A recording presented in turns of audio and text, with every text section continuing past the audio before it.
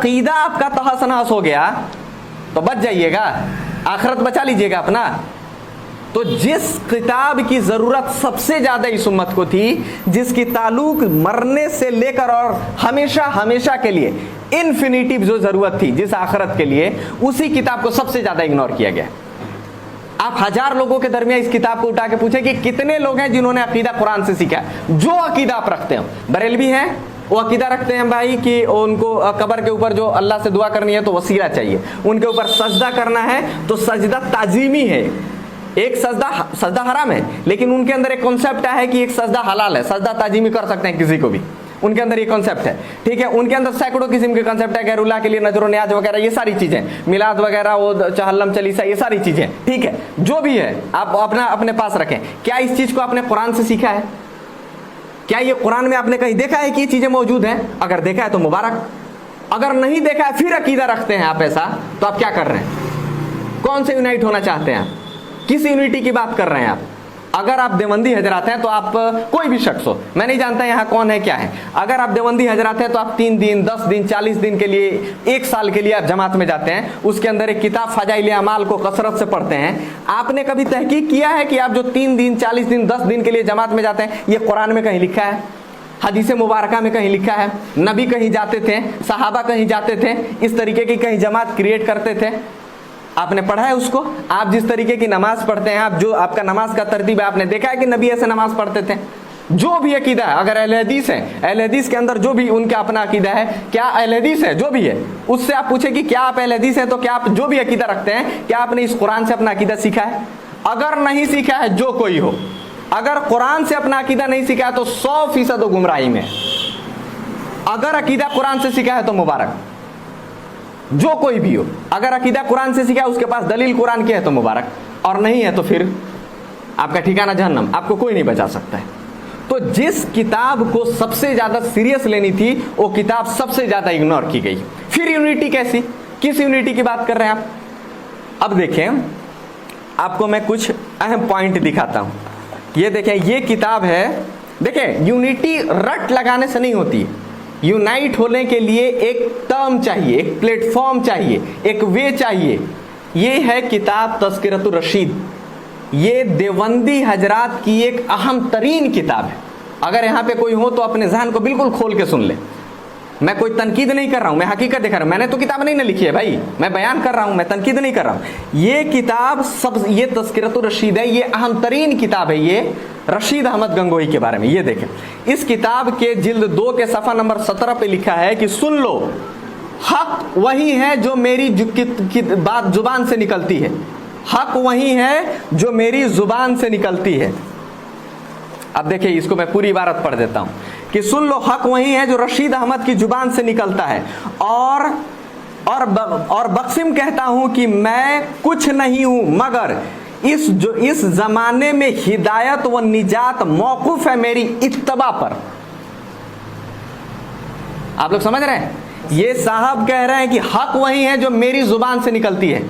अल्लाह ने कुरान में कहा कि कुरान हक है। अल्लाह के नबी ने फरमाया कि किताबुल्लाह और मेरी सुन्नत, मेरी हदीस।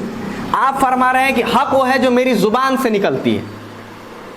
और आज के मैं कुछ नहीं हूं, लेकिन आज के वक्त में, आज के हालात में मेरी हिदायत से मुराद जन्नत अगर मौकूफ है तो वो है किस पर? मेरी इत्तबा पर।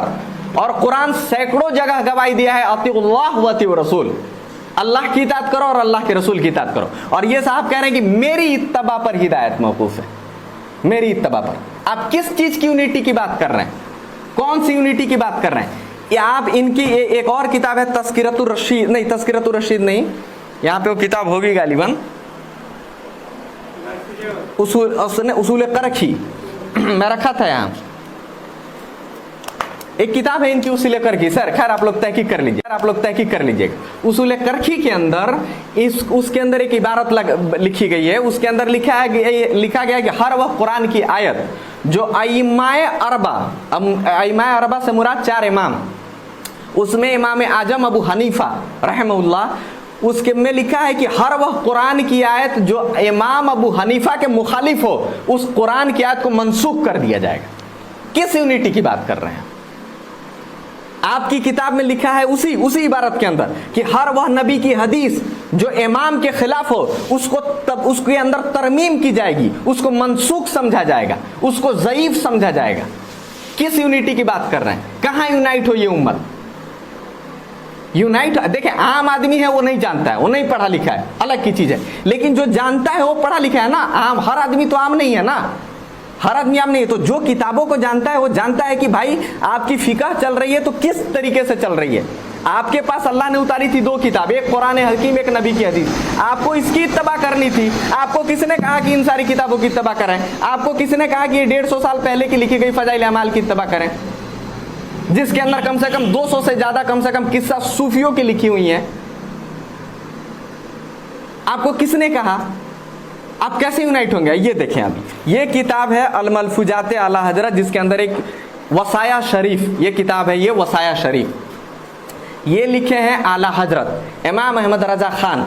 ये जो है बरेलवी हजरात इन्हीं के नाम से मशहूर हैं, क्योंकि बरेली के थे तो मशहूर हैं।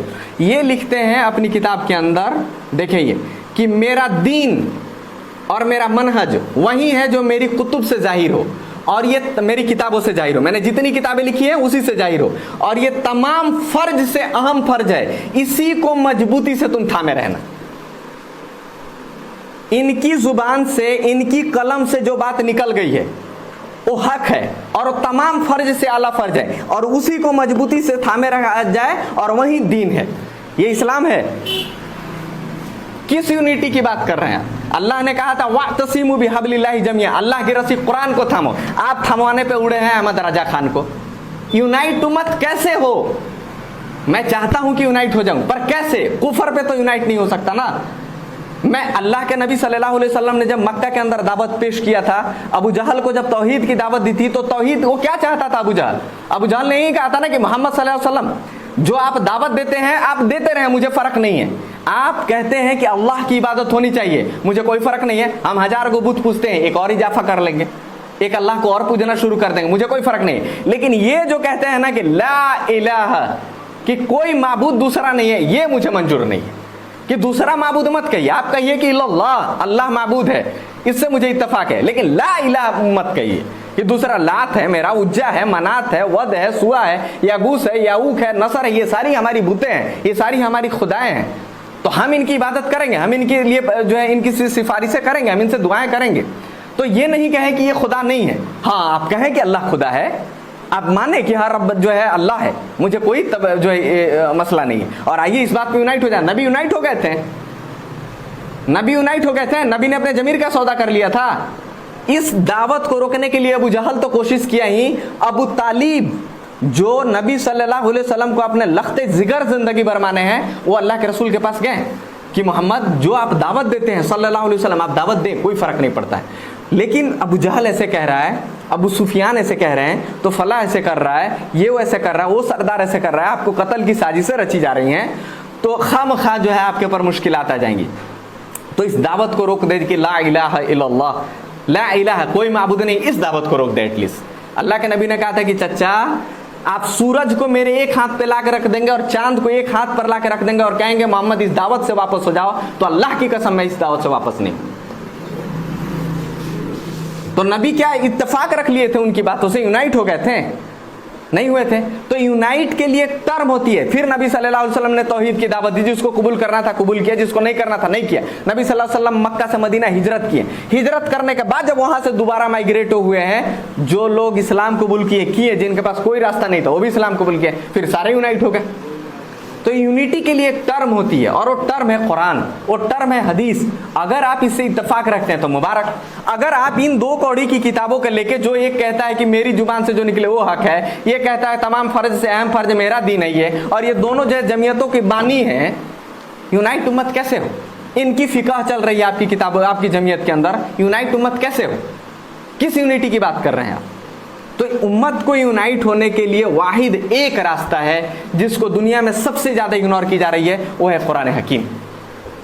कुरान हकीम, अगर इस कुरान के ऊपर पूरी जमीयत जो है, पूरी दुनिया इजमा कर जाए कि हमें जो अकीदा लेना है कुरान से, नबी सल्लल्लाहु अलैहि वसल्लम की सही अहादीस मुबारका से, तो उम्मत पूरी यूनाइट हो जाएगी। लेकिन अगर इसी को इग्नोर करके आप नमाज पढ़ रहे हैं, भाई हमारे आपके अंदर इख्तलाफ हो गई कि आप जो पढ़ रहे हैं गलत है, मैं कह रहा हूं कि नहीं भाई जो आप पढ़ रहे हैं वो गलत है, अब इसको जज कहां से करेंगे?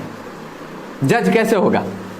अल्लाह रब्बुल आलमीन सूरह निसा में कसम खाता है, सूरह निसा के आयत नंबर 65 के अंदर अल्लाह कसम खाता है कि नबी सल्लल्लाहु अलैहि वसल्लम कसम है तेरे रब की कसम है कि वो मुसलमान मोमिन नहीं हो सकता है जब तक कि आपस के तमाम मामलात में आपको फैसला करने वाला ना मान ले। वो मुसलमान नहीं हो सकता, वो मोमिन नहीं हो सकता। मतलब कि मामा इख्तलाफ कुछ भी हो गई, अगर कोई इख्तलाफ हुआ तो अल्लाह कह रहा है कि नबी कसम है तेरे रब की, मतलब खुद की कसम खा रहा है, खुद की कसम खा के कह रहा है कि अब उसके पास वाहिद एक रास्ता है कि वो लौट आए आपके पास और आपसे आके फैसला करवा ले, और जो फैसला आप कर दे उसको तस्लीम कर। और यही नहीं कि सिर्फ तस्लीम कर ले कि नबी ने कह दिया 2 + 2 = 4 तो अब तो मानना ही पड़ेगा, कोई रास्ता नहीं है। नहीं, उसके दिल में जरा बराबर भी कोई सूसा नहीं होना चाहिए। उसके ऐसा नहीं कि दिल मुतमईन नहीं होना चाहिए, उसको दिल को भी मुतमईन करना पड़ेगा कि हाँ नबी ने जो कहा वो हक, तब जाके आप यूनाइट हो सकते हैं, तब जाके आप मुसलमान हो सकते हैं। तो आपसे मेरी इत्तेफाक हो गई मसलन नमाज के ऊपर, तो आए भाई नबी की हदीस उठाते हैं, देखते हैं कि नबी सल्लल्लाहु अलैहि वसल्लम ने कैसे नमाज पढ़ी है, और नबी ने जो नमाज पढ़ी है उसको कबूल कर लें। सिंपल बात है। अगर नबी ने नमाज नहीं पढ़ी है जो, आप उसको क्यों कबूल कीजिएगा, और या मैं क्यों करूं उसको कबूल? नबी का हक यह है कि इस इस्लाम के अंदर, इस्लाम का 2 अहम मैं आप लोगों को पहलू बताता हूं। एक कि इबादत वाहिद अल्लाह की जाएगी, अल्लाह के साथ अगर किसी ने किसी को शरीक किया उसका ठिकाना जहन्नम, वो काफिर है, मुशरिक है। और इत्तबा तरीका इबादत का हो या कोई मसला हो, वो वाहिद एक शख्स की अख्तियार की जाएगी, वो है मोहम्मद रसूलुल्लाह सल्लल्लाहु अलैहि वसल्लम। अगर रसूल सल्लल्लाहु अलैहि वसल्लम की रिसालत में किसी को शरीक की गई, वो इंसान भी काफिर। जिस तरीके से अल्लाह की, अगर अल्लाह के साथ किसी ने शरीक किया वो काफिर, उसी तरीके से किसी ने रिसालत में किसी को शरीक किया वो भी काफिर। तो अब यहां पे नबी का हक ये है कि नबी ने जो नमाज पढ़ा है वही नमाज हमें पढ़ना है, नबी ने जिस तरीके से इबादत की है वही इबादत हमें करना है। तो हमें चाहिए कि यूनाइट होने के लिए सबसे पहले हम इत्तेफाक रख के और इकट्ठा हों। जिस तरीके से 2 भाइयों के अंदर अगर लड़ाई होती है तो लड़ाई के अंदर जब कोर्ट में 2 भाई जाते हैं तो प्लेट रख के एक साथ खाना, हालांकि आज ये चीज मशहूर नहीं है, पहले हुआ करता था कि 2 भाई जा रहे हैं, कोर्ट चल रहा है, केस चल रहा है, लेकिन दोनों एक साथ बैठ के खाना कर रहे हैं, फिर फैसला करवा रहे हैं, जो फैसला हुआ कबूल किया जा रहा है।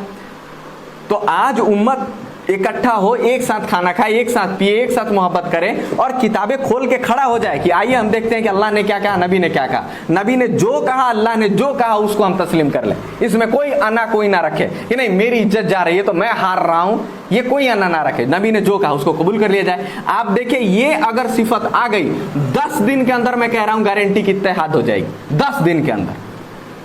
लेकिन अगर जब तक ये सिफत नहीं, हारने जीतने आना परस्ती है, जब तक नहीं गई, ये उम्मत कभी यूनाइट नहीं हो सकती। तो यूनाइट का जो रास्ता है आज उसी रास्ते को इग्नोर किया जाता है, फिर यूनाइट की बात की जा रही, जो सबसे खतरनाक है। आज मेरे खिलाफ जो है सबसे ज्यादा इस मसले के ऊपर लोग बातें करते हैं कि मेहताब भाई ज्यादा कुफर और शिरक पर बातें करते हैं, यूनाइट पर क्यों नहीं बात करते?